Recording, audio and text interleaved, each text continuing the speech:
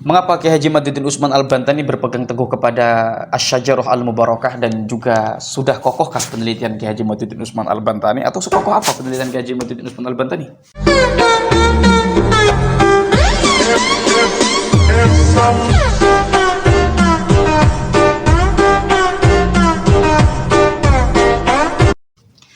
Assalamualaikum warahmatullahi wabarakatuh. Alhamdulillahirabbil alamin wa bihi nasta'inu ala umuri dunya waddin wa ala alihi washabihi ajma'in. Amma ba'du, fa ya ayyuhal ikhwanu, mudah-mudahan kita semua masih dalam keadaan yang baik-baik saja, bergembira selalu, dan mudah-mudahan Allah Subhanahu wa taala memberikan kita kesehatan zahiran wa batinan, memberikan kita keselamatan, keberuntungan, kemenangan, kebahagiaan, kesejahteraan fid dini wad dunya wal akhirah.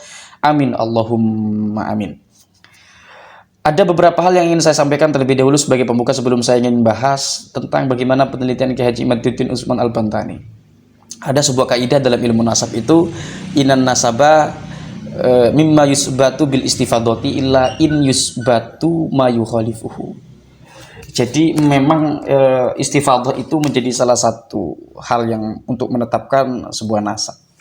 Tetapi apabila ada hal yang berselisih dengannya, katakanlah bayyinah, dalam penelitian Kiai Haji Madjuddin Usman Al-Bantani itu telah menemukan bayyinah, telah menemukan bukti-bukti keterputusan nasab mereka selama 550 tahun, maka itu bisa menganulir keistifadhahan nasab tersebut. Ya, jadi ketika satu golongan ini dikenal oleh seluruh masyarakat di negara tertentu sebagai keturunan siapa, tetapi ditemukan bukti bahwasanya mereka ini bukan keturunan dari orang tersebut, maka keterkenalan itu bisa diputuskan atau bisa dianulir, begitu kira-kira ya. Nah, konteksnya begitu dalam penelitian Kiai Haji Madjuddin Usman Al-Bantani. Itu tapi pengantar saja, teman-teman. Ada hal yang ingin saya sampaikan tentang Asy-Syajarah Al-Mubarakah. Banyak sekali netizen yang berkata tentang bagaimana status Asy-Syajarah Al-Mubarakah. Ini sih sebetulnya kalau kita perhatikan bagaimana penelitian Kiai Haji Madjuddin Usman Al-Bantani secara utuh, Asy-Syajarah Al-Mubarakah itu sebetulnya bukan pokok bagian substansial dalam penelitian Kiai Haji Madjuddin Usman Al-Bantani. Sebab ia hanya memutus bahwasanya sebagai penegasannya anak daripada Imam Ahmad bin Isa itu atau Ahmad Al-Muhajir itu hanya 3. Itu yaqta ya statusnya dari kitab-kitab sebelumnya itu. Lantas ada anggapan yang mengatakan bahwasanya Kiai Madjuddin Usman Al-Bantani itu tebang pilih. Kalau ada kitab yang cocok dengannya diambil, kalau tidak cocok ditolak. Sebentar, apakah seperti itu benar logika yang dapat diterima oleh kita semua? Mari kita uji.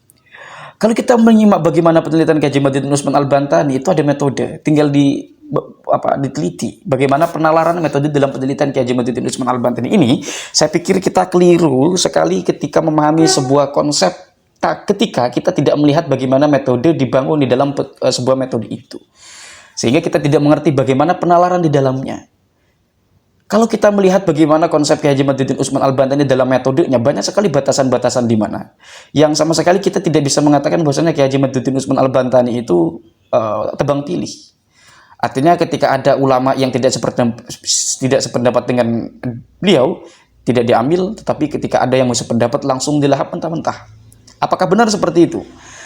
Kalau kita melihat bagaimana status kitab Asy-Syajarah Al-Mubarakah, teman-teman. Nah, kitab Asy-Syajarah Al-Mubarakah ini adalah kitab sementara yang digunakan oleh Kiai Haji Madjuddin Usman Al-Bantani untuk menyatakan bahwasanya keturunan dari Ahmad bin Isa ini ada 3. Lantas ketika Kiai Haji Madjuddin Usman Al-Bantani dipertanyakan, karena seumpama jika Kiai Haji Madjuddin Usman Al-Bantani mempertanyakan tentang Al-Janadi yang menyantumkan nama Abdullah, di situ kenapa Kiai Haji Madjuddin Usman Al-Bantani menolaknya, tidak mengambilnya, sementara keterangan-keterangan Al-Janadi selain daripada itu diambil oleh Kiai Haji Madjuddin Usman Al-Bantani? Jelas, karena metode yang digunakan oleh Kiai Haji Madjuddin Usman Al-Bantani di mana ada kitab yang lebih muda ini bertentangan dengan kitab yang lebih tua, maka itu tertolak.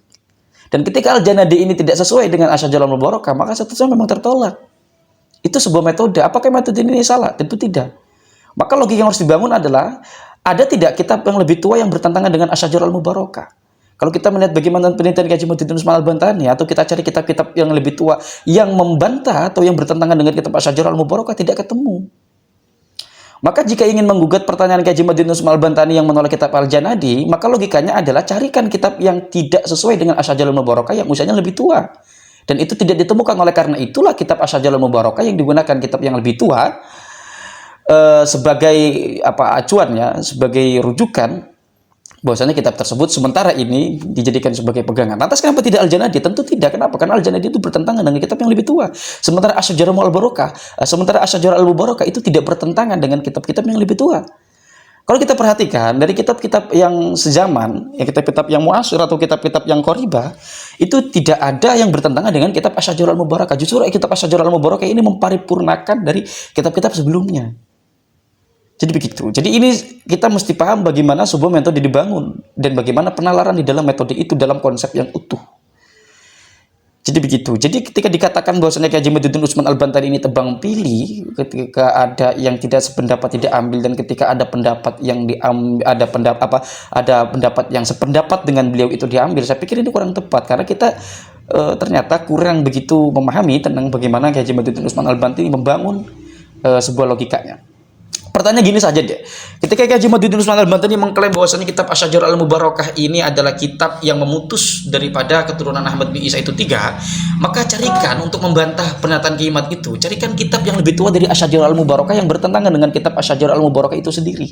Maka ketika ditemukan sebuah kitab yang bertentangan dengan kitab Asy-Syajarah Al-Mubarakah yang menjelaskan bahwasanya semisal keturunan dari Ahmad bin Isa itu cuma 1, maka di sini satu kitab Asy-Syajarah Al-Mubarakah tidak bisa digunakan. Dan di sini Kiai Haji Madzuddin Utsman Al-Bantani akan mutlak dapat dianulir tentang status atau tentang ketergantungan atau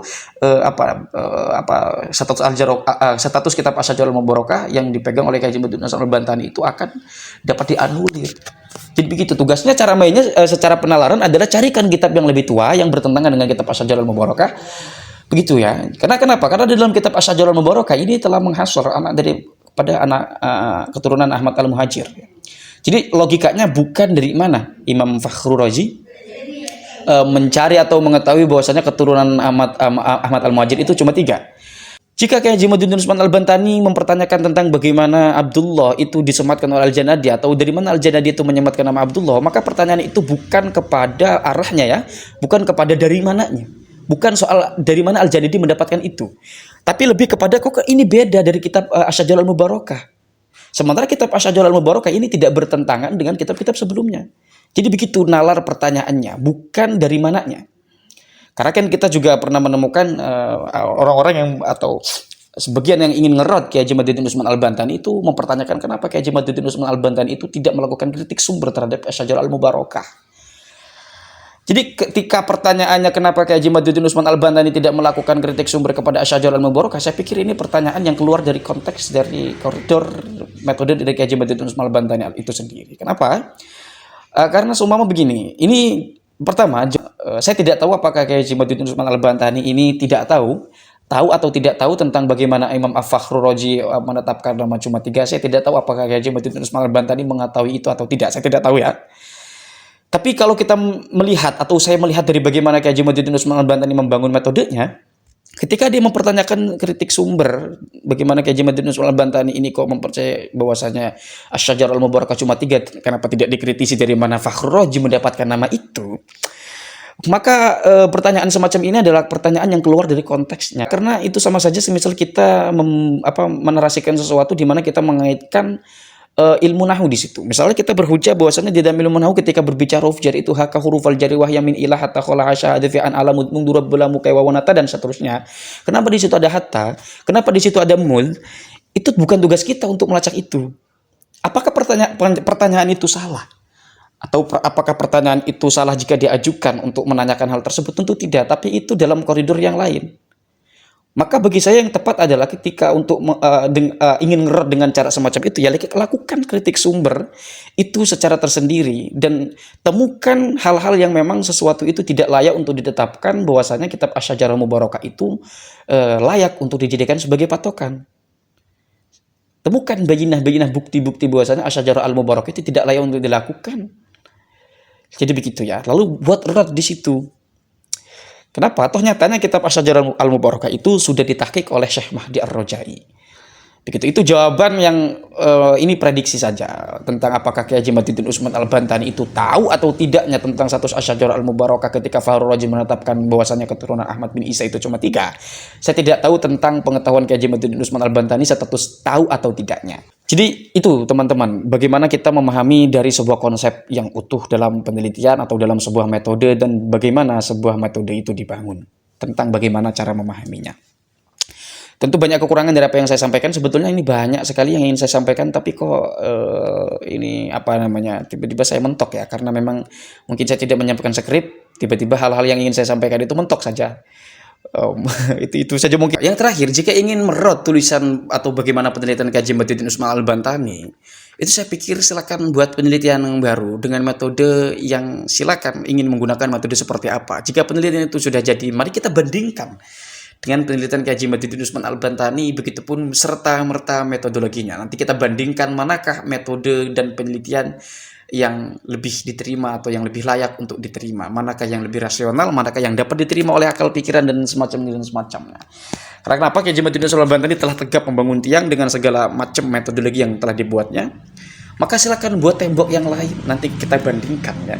Ini bukan sebuah anjuran atau sebuah keharusan, tapi tawaran saja, saya pikir begitu. Itu saja sih mungkin. Jadi ingat, sekali lagi Asy-Syajarah Al-Mubarakah itu bukan hal substansial dalam penelitian kajian Badruddin Usman Al-Bantani. Walaupun saya sendiri melihat banyak netizen yang terjebak ketika mereka itu saking tidak ketemunya mungkin untuk menolak kajian Badruddin Usman Al-Bantani dalam penelitiannya, mereka ini mengungkit-ungkit Asy-Syajarah Al-Mubarakah, bahkan ada yang mengatakan kajian Badruddin Usman Al-Bantani game over segala macam apalah. Di komentar pun banyak ya netizen-netizen yang mempersoalkan Asy-Syajarah Al-Mubarakah, lantas setelah mengatakan atau menampilkan tentang hal-hal kekurangan dalam Asy-Syajarah Al-Mubarakah atau skeptis terhadap Asy-Syajarah Al-Mubarakah, lantas mengatakan penelitian kajian Badruddin Usman Al-Bantani itu secara keseluruhan itu rontok atau runtuh. Ya gimana ya, padahal Asy-Syajarah Al-Mubarakah itu bukan substansial. Yang substansial itu tentang manakah kitab yang sezaman atau kitab yang sekunder yang menyebutkan nama Ubaidillah, tapi kok memang rasional juga, kok bisa nama Ubaidillah ini hanya ada atau baru ditetapkan di abad ke-9. Kalau alasannya dulu itu tidak dimasukkan, lantas kenapa dimasukkan di abad ke-9? Apakah sebuah catatan silsilah dari keluarga ke keluarga dalam metode mendengar dari masa ke masa itu layak untuk dicatat atau dianggap dalam kurun yang sangat lama, yaitu 550 tahun? Wallahu a'lam. Tapi inilah teman-teman, mari kita kawal ini, kajian ini dengan nalar yang sehat dan sikap yang bijaksana. Hal-hal yang kekurangan dari apa yang saya sampaikan banyak tentu. Oleh karena itu, tapi mudah-mudahan satu huruf saja ada manfaatnya. Hadinallahu wa iyyakum ajma'in. Wassalamualaikum warahmatullahi wabarakatuh.